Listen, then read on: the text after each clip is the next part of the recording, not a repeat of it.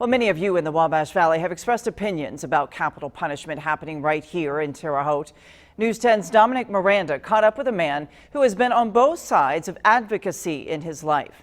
He joins us now with more on what he has to say in response to the federal executions this morning. Many residents in the Wabash Valley were left in disbelief Tuesday morning when they found out the news of Daniel Lewis Lee's federal execution.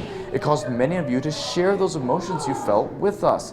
I spoke with a man who shared his unique perspective on first being in support of the death penalty and then changing his tune.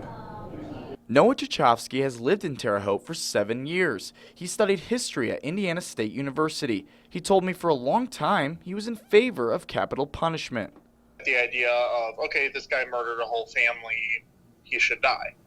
I didn't really ever think too deeply about the logic, the morals. I just thought, okay, eye for an eye, tooth for a tooth kind of deal. But then Tchaikovsky studied the numbers behind federal executions. For example, here in Indiana, the cost of an average death penalty case between legal appeal fees and actual execution fees is about $450,000.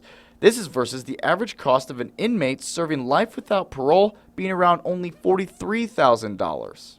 That's taxpayer money caught up in things that could be used for something else. That, yes, I don't think it's the best thing in the world for someone that does that to be alive, but at the same time, I don't want to spend $4 million of taxpayer money on something like that when we could just spend $400,000 and house him in an isolated cell for the rest of his life.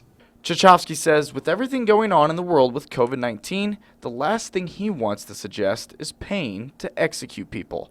Reporting in Terre Haute, I'm Dominic Miranda, News 10.